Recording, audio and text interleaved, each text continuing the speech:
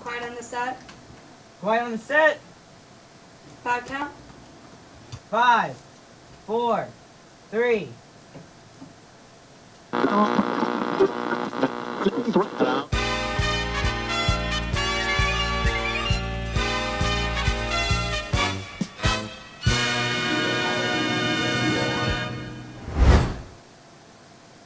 Hey MEPM, welcome back to a special episode of Midweek Update. This week, the MEPM faculty is here to take a look at a Holocaust survivor, the St. Francis Episcopal Church, another teacher feature, the Operation Smile Elite event, a new segment, and a senior interview. This and more as we take a look at what's going around this week on the Midweek Update. I'm Mr. Azar. And I'm Ms. Feld, and welcome back to the Midweek Update, the B&B show that brings you closer to the people and places in and around the MEPM community. I can't believe we get to host this show.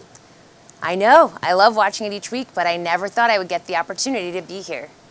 I feel so famous with all the lights and cameras. This is so exciting, and I could talk about this all day.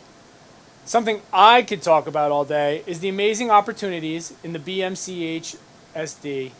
One thing I especially love is when the district brings impactful speakers.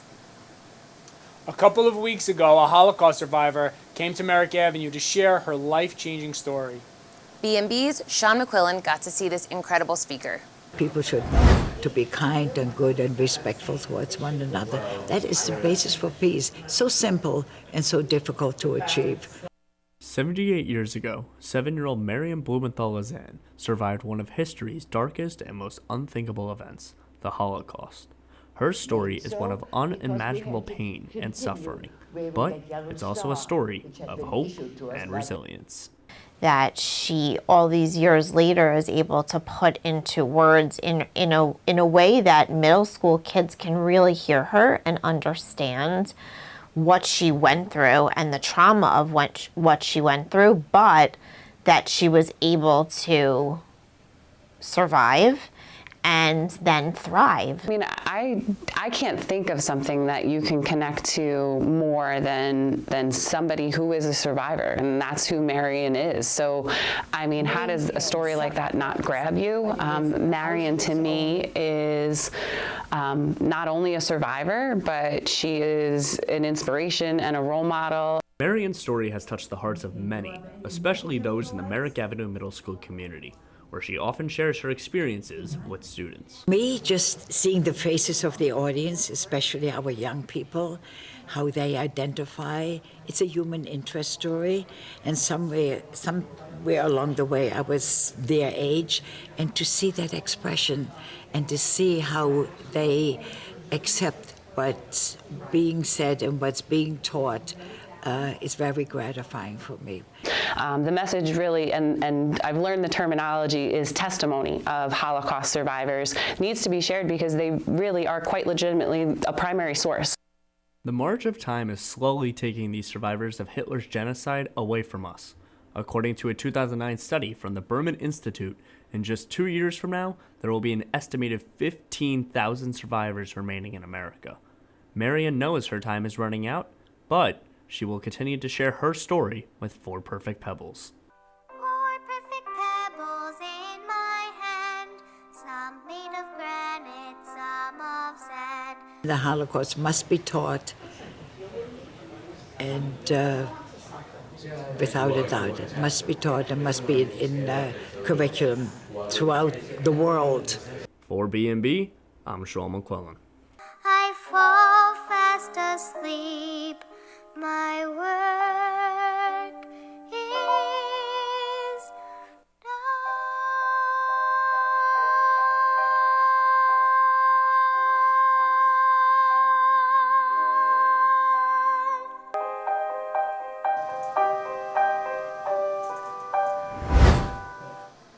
Thanks, Sean. I'm so happy we got to hear Marion's story. Another story that brings out the good in our community is the St. Francis Episcopal Church right here in Bellmore. B&B's Hannah Broxmeyer went to the church to find out more. With the teaching of history and its impact on society a hotly contested topic today, other institutions have begun grappling with the impact of history on their place in American society. That's what we need to do, is understand Yes, I personally wasn't a participant, but I need to understand what happened and how that affected people and still affects people today who, whose families, whose ancestors, whose all the people that came before. Anne McPartland has been a member of the St. Francis Episcopal Church for over 25 years, a church that is actively taking steps through a program called Sacred Ground to give people a deeper understanding of the impact of colonization. No matter really what their religion, but Episcopalians were involved, did to harm people that they thought were less. With its namesake, St. Francis being the patron saint of ecology, the small Episcopal church in the heart of Bellmore is about creation care. This congregation in particular has their hands in the soil trying to amend the damage of the past. At that time, it was for the betterment of a monarchy and the betterment of people who were already in systems of power. And the excuse was used that it was for God's glory to genocide the Native American communities that were already here stewarding the earth, harvest all the fish life that existed in our rivers and our oceans without care for sustainable management. But knowing what happened is only one part of the process.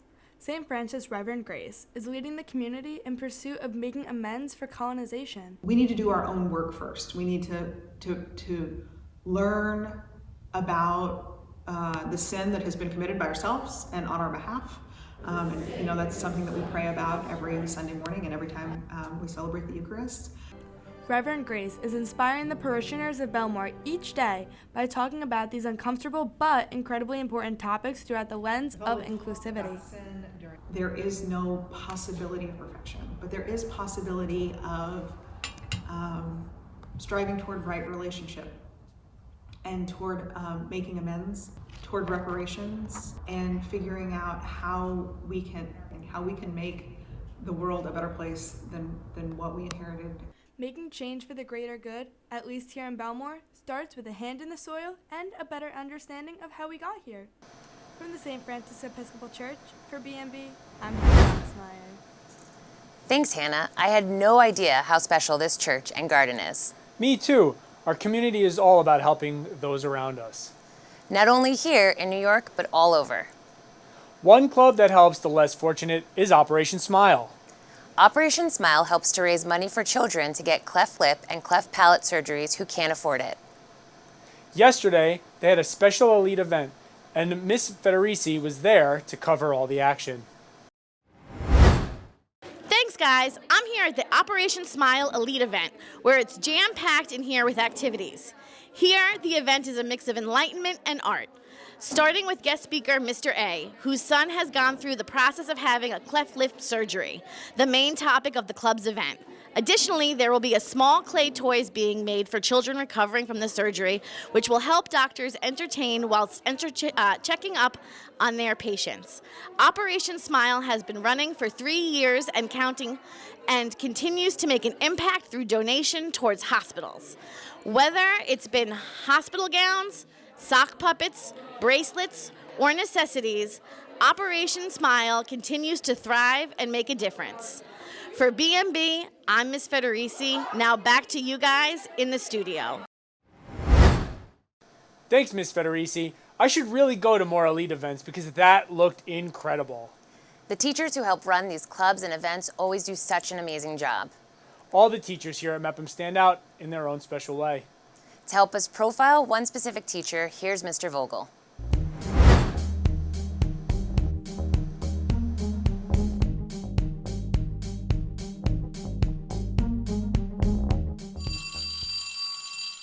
Thanks, Ms. Feld. This week we have a new teacher feature. This is where we highlight teachers and see what they do in the classroom and around the MEPM community. Let's see what Mrs. Parlagreco has going on inside and out of her classroom.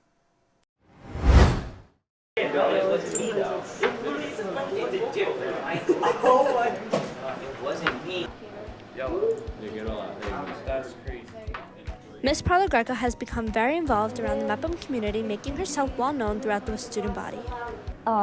Just being a part of all the activities and being together and being supportive of one another, I think is the most important thing that we see at MEPM. Puts in hours and hours of time into 3 clubs that she's an advisor for, A World of Difference, Leo's, and Quiz Bowl. And then outside of here, she's also very involved in the local Lions Club. Just all the clubs and charitable events you've been a part of.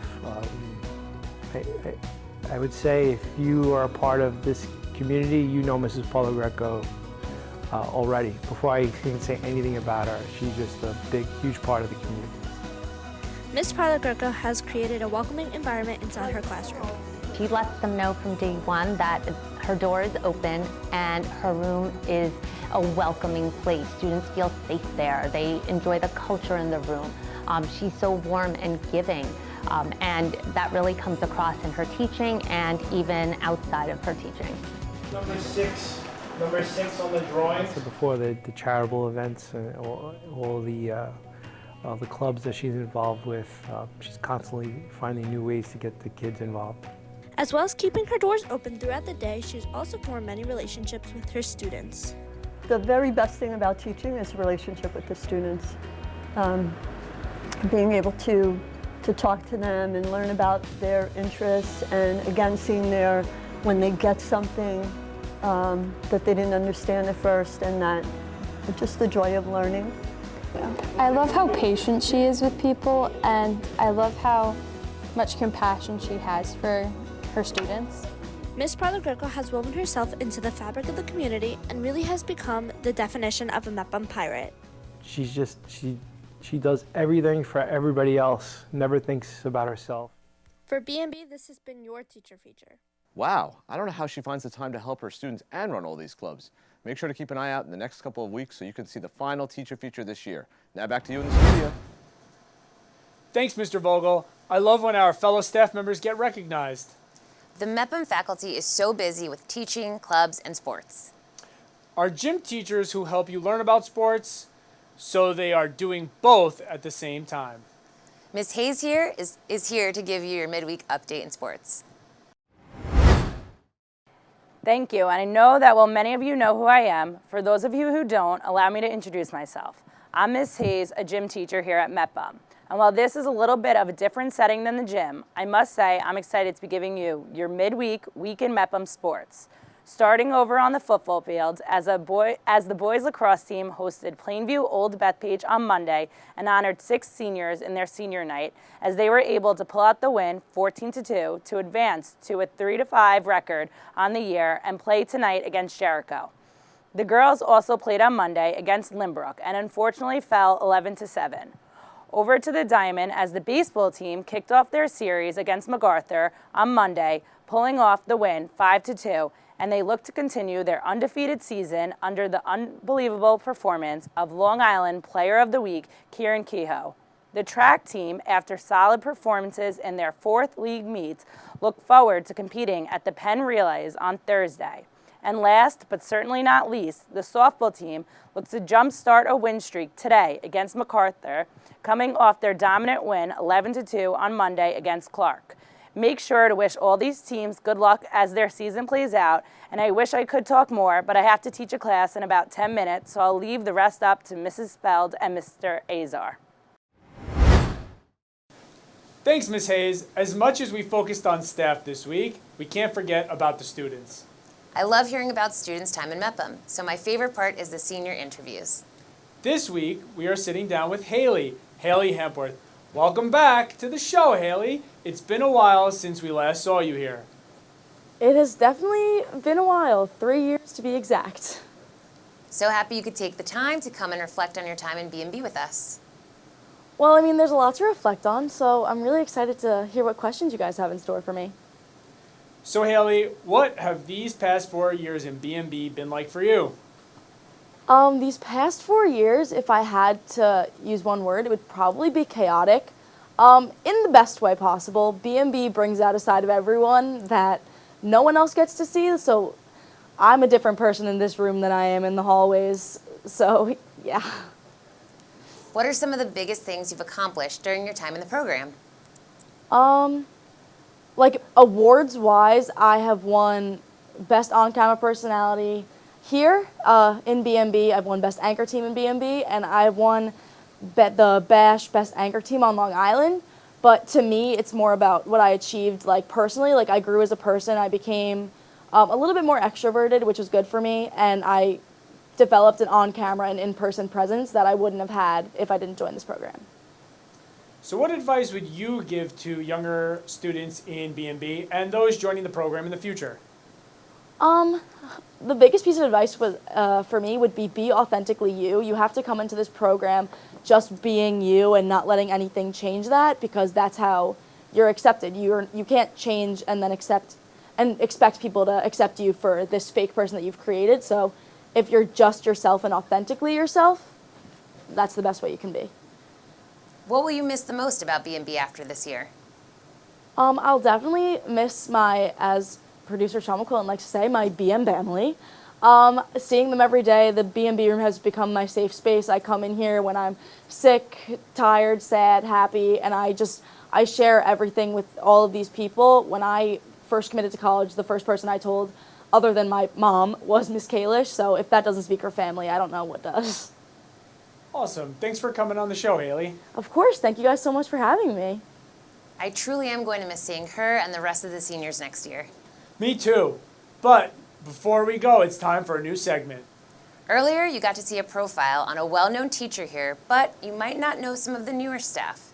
Here's B&B's Emma Santiago with Mr. Costa, a new face you get to see in the Wellness Center. Thank you, guys. I'm here with Mr. Costa in the Wellness Center. How are you today? I'm doing very well, thank you. How are you doing? Great, thank you. What is your role in this guidance office? So in the guidance office, we're here to help students with academic advisement, as well as social and emotional advising and counseling.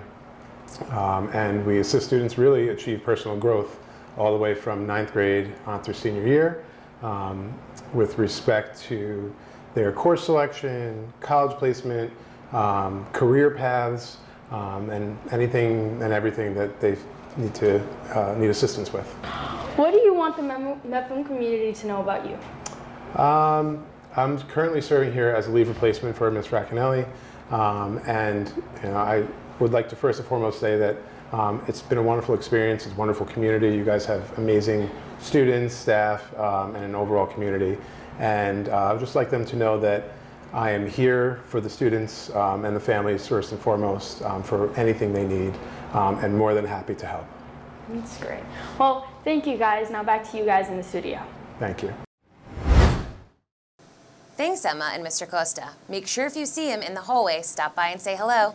Well, that's it for this week's episode of Midweek Update. We'll be back next week with all new stories from around the BMCHSD to bring you inside the parts of the community we don't always get to see.